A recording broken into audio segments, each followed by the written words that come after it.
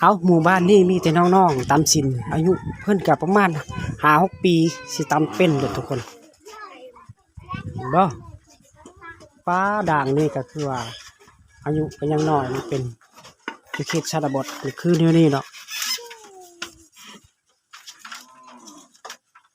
งามสิ่งตัวนี้ตัวน้อยได้เฮ็ดเป็นเนาะแม่นเฮ็ดเป็นละตัวน้อยๆอายุเล่าก็เลยว่าน้อยแต่ผู้หญิงมันเป็นเฮ็ดแต่ผู้ชายเดี๋ยวบ่เคยเป็นทุกคนเวียกตัวนี้มันเวียกผู้หญิงส่วนหลายอยู่หมู่บ้านนี่แต่ผู้ชายเด้แปลกๆบ่เคยทำมีแต่อยู่เขียดกันเลยผู้ชายทำ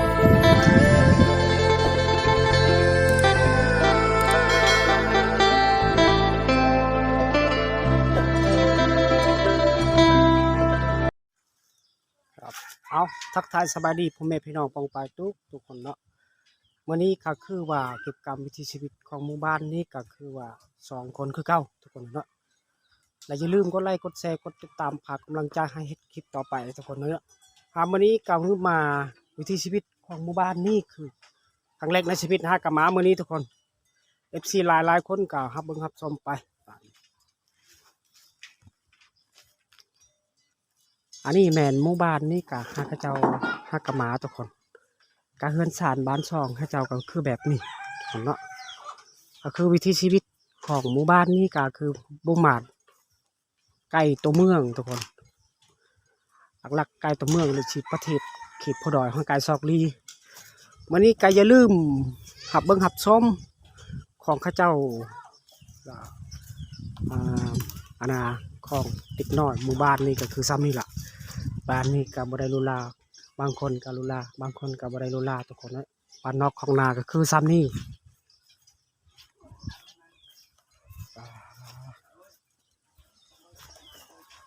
อันนี้แม่นเพื่อนคนแต่ว่าคนไม่ได้อยู่ทุกคนเล่าก็เลยว่าตอนแรงแล้วก็เข้าไปตอนเช้าแล้วเข้าไปไหวทุกคนประมาณ7 โมง 8 โมงเราก็ออกให้ออกนาก็คือลูกเพิ่นกับอยู่เฮือนเพิ่นมันอายค่อยๆกับอะไร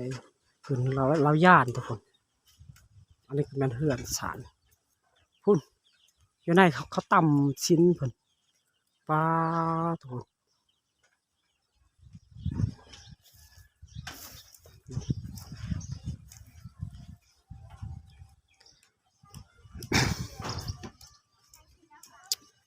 เห็นชนบทก็คือแบบนี้ทุกคนอันนี้แม่นควายงัวเขาเจ้ามันปล่อยลอยเลยก็ว่าเป็นผิดขอบผิดส่วนเราก็เลยเฮ็ดนะเขามุงสังกะสีย่านยำฝนตกแล้วก็คือว่ามันหัวใส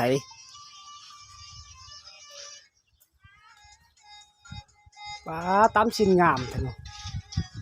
เอาตานเลยหน้าแม่ไม่ตาเบิ่มบ่เนี่ยบ่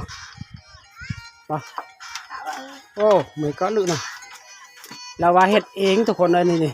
เล็กน้อยซ้ำนี่เพิ่นก็เฮ็ดตามสินเป็นของเขามังกรสิเป็น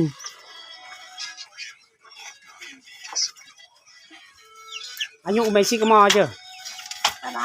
โอ้เราว่าบ่ฮู้อายุเพิ่นก็ว่าค่อยทำเป็นเ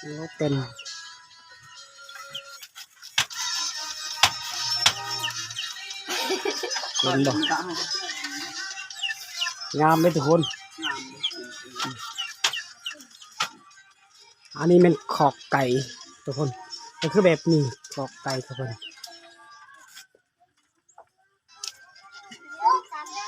ปลางามใช่ทุกคนเลยแล้วเป็น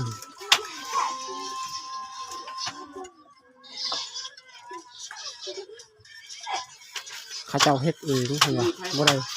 ได้ใครสอนเขาว่าเฮ็ดเองเราก็เป็นเฮ็ดเอง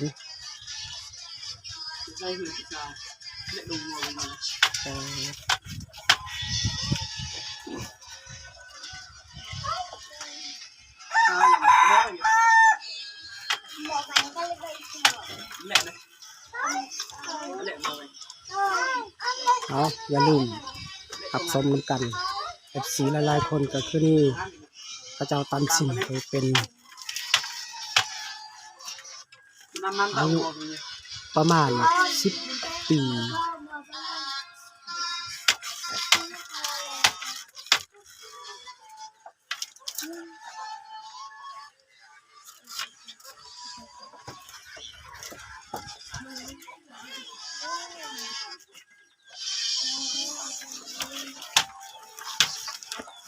จุดนี้แม่น3ด่างทุกคนอันนี้ด่างที่1และด่างที่2อันด่างที่3พุ่นล่ะด่างที่3มันมีคนมาตำด่างที่1และด่างที่2มันบ่มีคนสิตำหลังจากเราก็เลยมาเฮ็ดเวียกเฮ็ดงานอยู่แล้วออกให้ออกนาก็คือว่าบ่มีใครสิตำ2ด่างมีแต่ด่างนี่ล่ะจุดนี้มีแต่ด่างนี่เลยมีคนตำทุกคนเนาะ